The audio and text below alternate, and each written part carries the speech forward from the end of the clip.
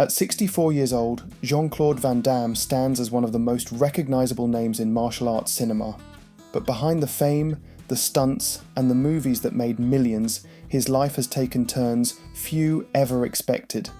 Born October 18, 1960, in a quiet suburb near Brussels, Belgium, Van Damme didn't come from money or fame.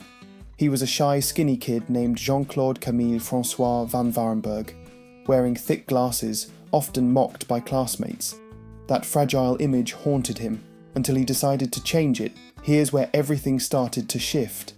At just 11 years old, Van Damme began training in Shotokan karate under Master Claude Goetz. He trained so hard, so often, that discipline became his second skin.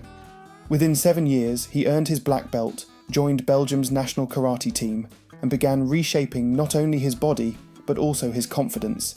Still, karate wasn't enough. To push himself further, he enrolled in ballet classes for 5 years. He would later say ballet was tougher than any martial arts workout. It gave him the control, grace, and balance that defined his legendary splits. But the transformation didn't stop there. Determined to become stronger, he turned to bodybuilding. By 1978, he earned the title of Mr. Belgium, showing that the once mocked boy had become a man of steel. But trophies weren't the goal. Van Damme had a different dream. When he was 12, he walked into a local church and whispered 3 wishes to the heavens: save the world, protect nature, and become a movie star. This dream became the force that pushed him further. In 1982, Van Damme packed his bags, brought $3,000 in savings, and flew to the US with a friend. He barely spoke English. He had no contacts, but he had a dream and the strength to chase it. Life in America wasn't glamorous. He lived in the back of a beat-up car, hungry and often cold. He admitted to stealing apples and sandwiches, not out of rebellion, but because he had no other choice. And yet every day he trained. He practiced splits on concrete. He shadowboxed. He whispered to himself that his dream was going to happen. He faced more than 100 rejections from casting directors. His accent, his appearance, and his background were all counted against him. But Van Damme kept showing up. He delivered pizzas, worked construction, drove limousines, and even bounced at Chuck Norris's bar, Woody's Wharf. Then came the smallest of breaks. In 1984, he appeared briefly as a dancer in Breakin'. It wasn't a starring role. Most people missed it. But to Van Damme, it was proof that he was finally on a set. Later that year, he got a small gig with Chuck Norris's stunt team in Missing in Action. The pay was low, but it gave him what he needed: experience and visibility. It all led to one key moment in 1986. Van Damme landed a named role as the villain Ivan in No Retreat, No Surrender. The film didn't make waves, but for the first time, he was more than just a shadow in the background. He had a character, a fight scene, and his name in the credits. That little movie changed everything. It paved the way for what would come next, the performance that made him a global star. But we're not there just yet. At this point, Van Damme had been through poverty, over 100 rejections, lonely nights in a car, and food insecurity. But the fire in him hadn't dimmed. Every painful step was building toward a moment of validation. It was just around the corner. Then in 1988, the world finally saw what Jean-Claude Van Damme had been fighting for all along. That year, Bloodsport hit theatres. It was made for just $1.5 million, but it exploded into a global sensation. Van Damme played Frank Dux, a fighter in a secret underground tournament. But for Van Damme, this wasn't just a movie, it was a metaphor. He wasn't just fighting on screen, he was fighting for every insult, every night he spent cold in a car, every casting director who said he didn't belong. The success of Bloodsport was personal. He later admitted that when he saw it in theatres, he cried. The little boy from Belgium, once called Puny Four Eyes, was finally being seen. The applause wasn't just for a movie, it was for survival. From there, everything changed. Kickboxer followed in 1989 and turned a small budget into a $50 million box office triumph. It solidified the image of Van Damme as more than just a martial artist. He was a global action star. Audiences couldn't get enough of his trademark moves, the splits, the flying kicks, and the serious focused stare. What came next was a flood of back-to-back hits. Films like Lionheart, Death Warrant and Double Impact took him to the top of action cinema. Double Impact, released in 1991, even let him play twins, two characters in one film, doubling the charisma, doubling the kicks. Then came one of his biggest titles yet, Universal Soldier in 1992, where he starred opposite Dolph Lundgren. The film made over $100 million worldwide, making Van Damme one of the most bankable stars in Hollywood. He was no longer just surviving, he was dominating. But there was still room to grow. In 1994, Van Damme starred in Time Cop, which became his highest-grossing film, crossing the $100 million mark again. He wasn't just punching bad guys anymore, he was carrying entire movies. His character, Max Walker, had depth, emotion and vulnerability. For once, audiences got a glimpse of the man beneath the muscle. The impact extended beyond the screen. Van Damme's likeness even inspired a character in the wildly popular Mortal Kombat video game. The character Johnny Cage, with his movie star ego and split kick style, was modelled directly after him. But behind the fame, cracks had already started to form. Van Damme had climbed the mountain, but the climb came at a cost. The non-stop filming schedules left him physically and mentally exhausted. In interviews, he later admitted to being constantly tired, flying from set to set, and having almost no time for family.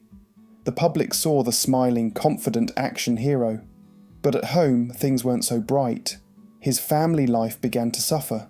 By the mid-1990s, Van Damme had already been through multiple marriages. His relationship with Gladys Portugues, a former bodybuilder and fitness icon, gave him 2 children, Christopher and Bianca. Their daughter was even born on his birthday, a detail Van Damme once called poetic. But despite that joy, the pressures of Hollywood began to pull them apart. And the distractions didn't stop there. Rumours of infidelity began to spread.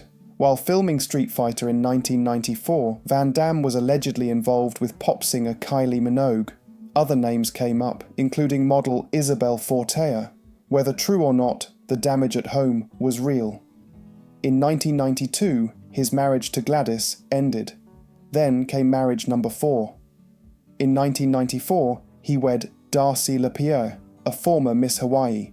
They had a son together named Nicholas.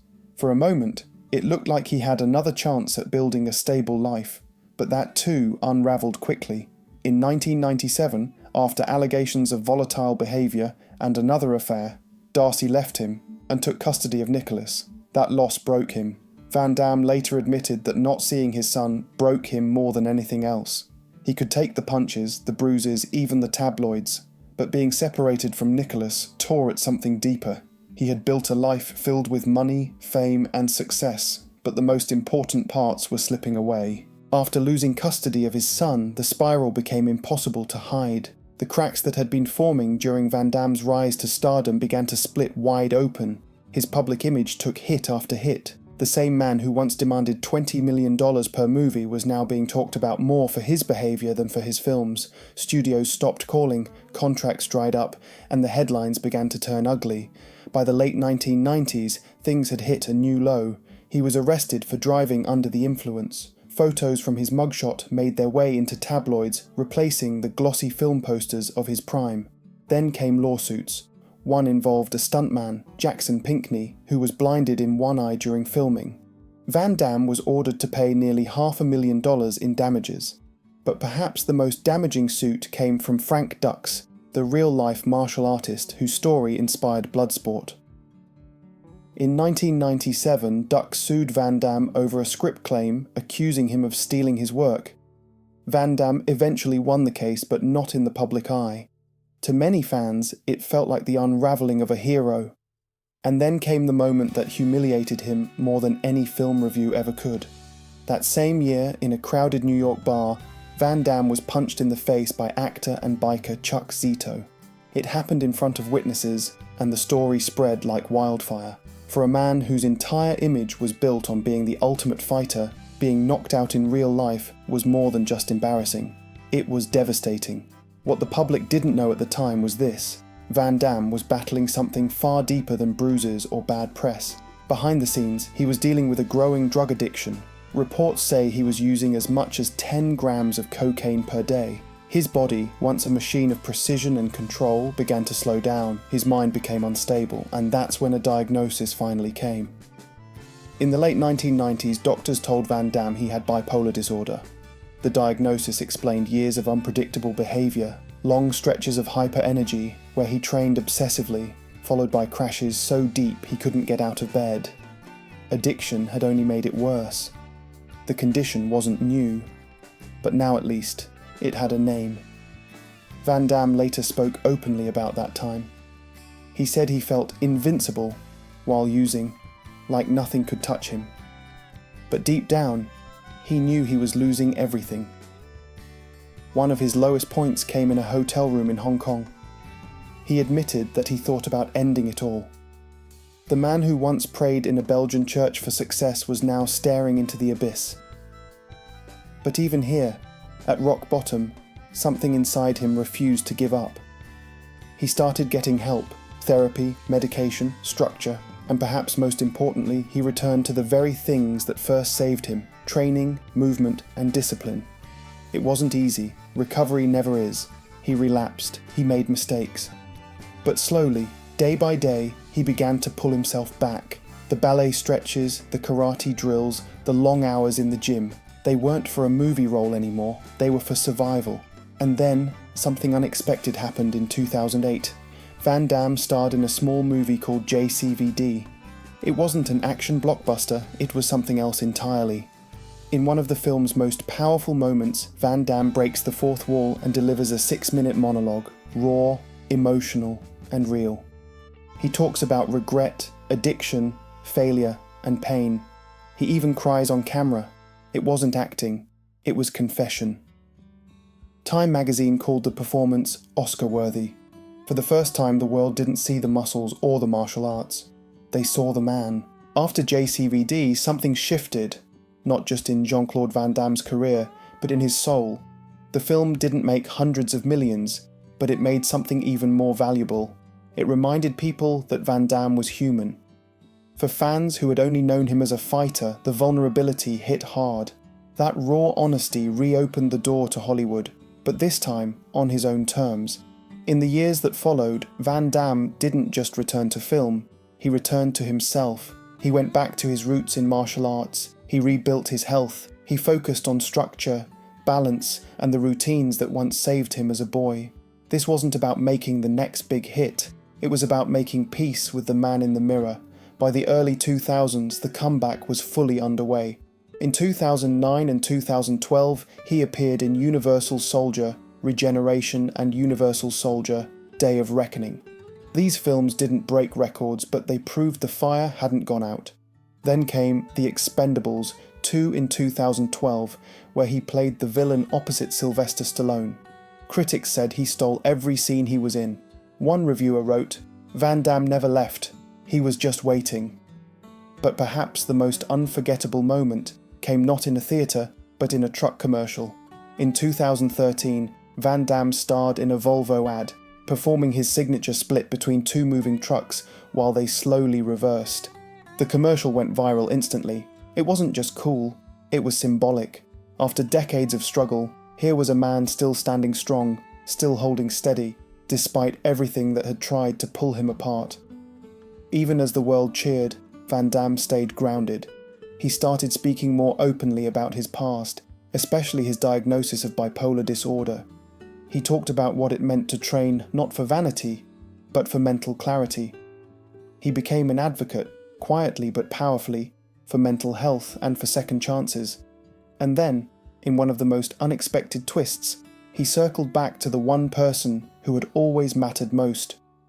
In 1999, long after their painful divorce, Van Damme reunited with Gladys Portugues, the mother of his two children. They remarried. It wasn't a flashy celebrity event, it was a personal, quiet step toward healing. Their story wasn't perfect, no relationship is. In 2015, they nearly divorced again, papers were filed, the media caught wind. But something had changed. Instead of walking away, they worked through it. They stayed together. And this time, it wasn't about fame or appearances, it was about family. That reconciliation became one of the most powerful parts of Van Damme's later life. After so many broken chapters, 5 marriages, lost custody, addiction, scandal, he found stability in the very place he once broke: home. He and Gladys focused on raising their children and rebuilding a bond based on trust, not pressure. Van Damme later said that love isn't about being perfect. It's about choosing each other again and again, even after things fall apart. And that's what he did. Not just with Gladys, but with himself. At 64, Van Damme lives a quieter life, but one filled with meaning. He still trains daily. He stretches every morning, lifts weights, and holds his legendary splits. His diet is clean, lots of vegetables, protein, and no alcohol. He meditates. He calls martial arts his therapy. He's not chasing the next blockbuster. He's chasing peace. But the silence hasn't always been easy. Van Damme has admitted that the hardest part of aging isn't fame fading. It's the years he lost, the moments he missed with his son Nicholas, the times he wasn't there for Bianca and Christopher. The echoes of regret are real, but he doesn't dwell on them. He uses them as reminders to stay grounded, to stay present, to never go back to the darkness he once knew. What's remarkable about Jean-Claude Van Damme at 64 isn't just that he's still active. It's what he's built from everything he's survived. He's no longer on every magazine cover. He's not the top-paid star in Hollywood. But the life he's crafted now may be the most valuable one of all. It's stable, intentional, and filled with the kind of quiet success that doesn't need a spotlight. He now splits his time between 3 homes. In Los Angeles, he owns a Mediterranean-style villa with sunlit courtyards, terracotta roofs, and a private gym where he still trains each morning. In Brussels, the city of his birth, he keeps a quieter residence, a home filled with childhood photos and family mementos. And in Hong Kong, the city that first embraced him internationally, he maintains a retreat on the hillside overlooking the harbour. These homes aren't just real estate, they're symbols. Each one represents a chapter of survival, a reminder of where he came from, what he lost, and what he managed to rebuild. Where he once curled up hungry in the backseat of a car, now he walks halls of warmth, security, and peace. But Van Damme doesn't just live differently, he thinks differently too. He's spoken about legacy not in terms of movies or money, but in values. He wants his children to inherit more than financial wealth. He wants them to understand the power of discipline, the importance of humility, and the reality that even the strongest people must ask for help sometimes. That's why his daily routine is so structured. He wakes early, he stretches with precision, he trains with care. He eats a clean, balanced diet, lean proteins, vegetables, hydration, and absolutely no alcohol. His physical routine is a form of therapy. Not to look good on camera, but to stay mentally strong. He also speaks openly about his mental health. He doesn't pretend the bipolar diagnosis went away. Instead, he manages it with medication, therapy, and structure. He has described the condition as something that once ruled his life in secret, but now he keeps it in check with honesty and control. His goal isn't perfection, it's stability. Even when he makes appearances now, he's selective. Whether it's a talk show, a movie set, or a promotional event, Van Damme shows up fully aware of who he is and what he's been through. He's not there to chase validation, he's there because he chooses to be. And surprisingly, he still finds ways to surprise people. In 2016 and 2017, he starred in the Amazon series Jean-Claude Van Johnson, a self-aware satire where he played a fictionalized version of himself. The show poked fun at his own legend, showing a different kind of strength, the kind it takes to laugh at your past and move forward. What's more powerful is how people around him speak about him today, not as a star, not as a celebrity, but as someone who changed, as someone who didn't let fame destroy him completely. Friends and family say he's more centered, more generous, and more present than he's ever been. After everything, the scandals, the addiction, the custody battles, he's still here. And not just surviving, but thriving. He's even found small ways to give back. While he doesn't run a major foundation, Van Damme has quietly supported animal rescue groups and environmental causes. That wish he once whispered as a boy, to protect nature, has never fully left him. It's just taken a quieter, more consistent form. And perhaps the most striking change is how he talks about success now. He no longer talks about box office numbers or red carpets. He talks about dinner with his kids, training without pain, peaceful mornings, being able to sleep at night without regret. For a man who once craved the applause of the world, that shift means everything. For someone who was once seen as invincible on screen, Jean-Claude Van Damme now stands for something far more powerful: resilience. His career wasn't a straight line. It was filled with setbacks, self-inflicted wounds, and battles most people never saw. But what makes his story worth telling isn't how high he rose, it's that he got back up after every fall. That journey is written all over his body. Today, his joints ache. His muscles don't recover as quickly. The face once lit by studio lights now carries lines carved by time and pain. But Van Damme doesn't hide them. He embraces them. To him, they're not signs of aging. They're proof of survival. In interviews, he's spoken about aging with clarity. He says the hardest part isn't slowing down physically, it's remembering what he missed. He thinks often about Nicholas, the son he was once separated from, and while they've reconnected in recent years, he admits that no amount of success can replace those lost moments. The pain remains, but so does the lesson. Still, Van Damme has managed to find purpose in the present. His daughter Bianca has followed in his footsteps, acting, training in martial arts, and carrying her father's energy in a new generation. His son Christopher has found his own way as well, taking pieces of his father's legacy while forging his own identity. For Van Damme, watching his children grow into adults has been both rewarding and bittersweet. What's kept him steady through it all is his rediscovered connection with Gladys. Through 2 marriages, a painful separation and near divorce, they've emerged as true life partners, not in a fantasy sense, but as 2 people who've been through the worst and still choose to walk forward together. Van Damme calls her his anchor. Friends close to him say she's the one reason he didn't fall apart for good, and in private, Van Damme has become something else entirely: grateful. He's no longer chasing validation. He's not trying to prove anything. He trains every day not for fame, but for focus. He spends his afternoons with his dogs, takes long walks in his courtyard, and enjoys meals that are quiet, simple, and shared. But what about the future? Van Damme hasn't made a public will, but in past interviews he's hinted at what he wants to leave behind. Not just his fortune, estimated around $40 million, but the lessons carved into every chapter of his life. That even success can become a prison. That peace doesn't come from applause. And that love, when real, is worth fighting for over and over again. He wants to be remembered not as just a fighter, but as a man who fought to be better. Someone who lost nearly everything and still found a way back. Someone who spoke about mental illness without shame. Someone who loved his family, even when he didn't always show it the right way. In the end, Jean-Claude Van Damme is no longer just the muscles from Brussels. He's not just a face on a poster or a figure in a video game. He's become something more meaningful. Proof that redemption is real.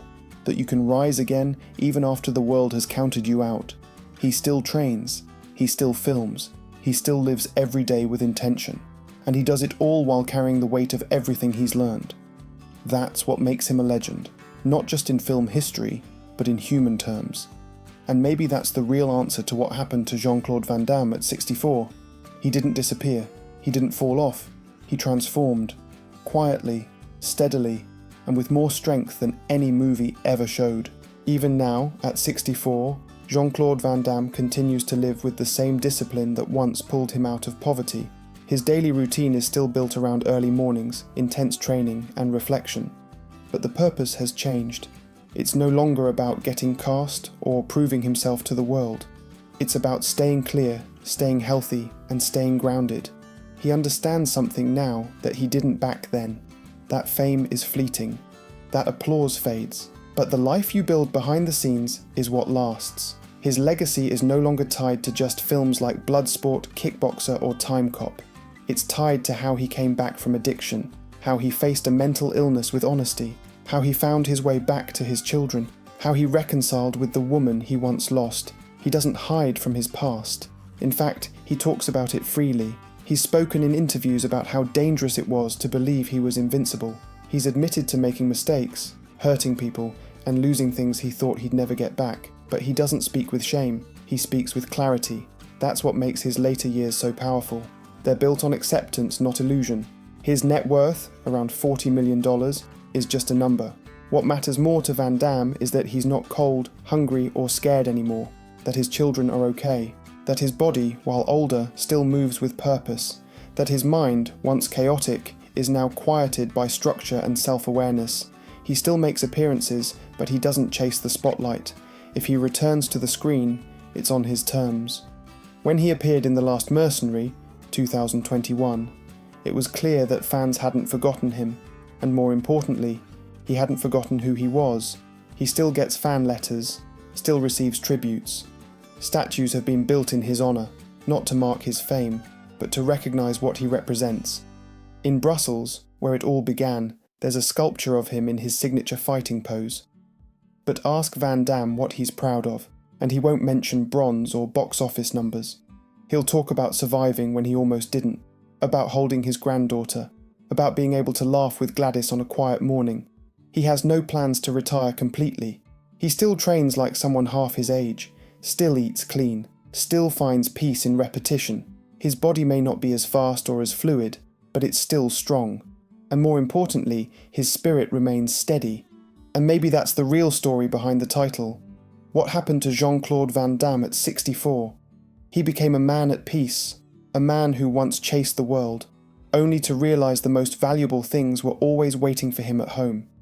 He became someone who could speak openly about his struggles and still be respected. Someone who rose, fell, and chose to rise again without apology. The boy who once stood in front of a church mirror, vowing to change his future, kept that promise. Not perfectly, not without pain, but with everything he had, and that's what makes his story so unforgettable. Because when the cameras stop rolling and the fame fades into the background, what's left is character, and Jean-Claude Van Damme, through pain, through recovery, through love and loss, has become the kind of man who proves that even the loudest life can end in quiet strength. There's one more layer to Jean-Claude Van Damme's story that can't be ignored, the quiet influence he's had on an entire generation. While the blockbuster hits might be in the rear view, his impact still shows up in unexpected places.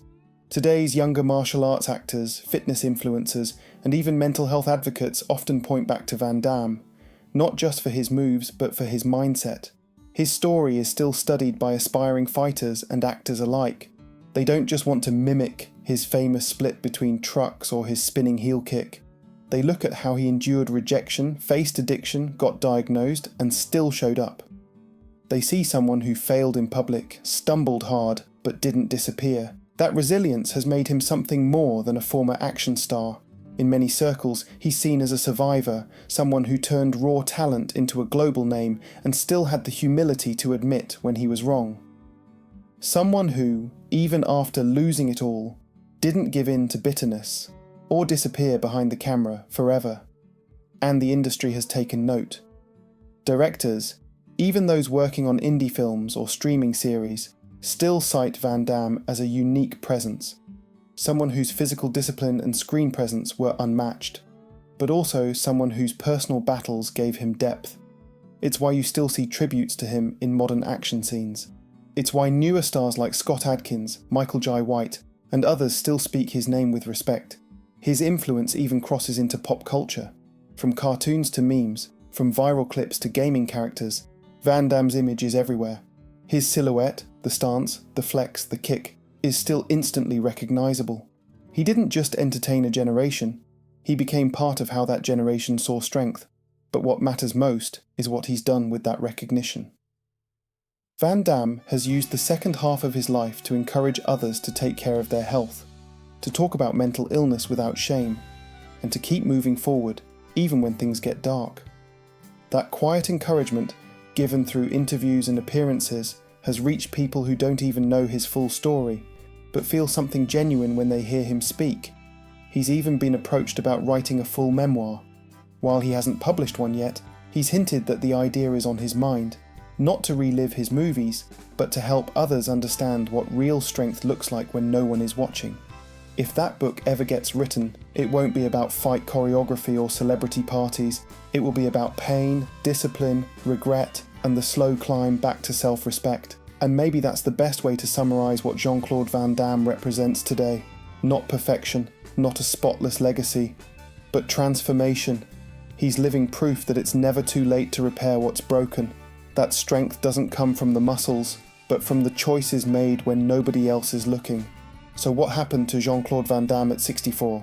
He became a quiet force, a man who lives with intention, who owns his story, every messy and beautiful part of it, who keeps training not for a scene, but for his soul. And in that way, maybe he's more powerful now than ever.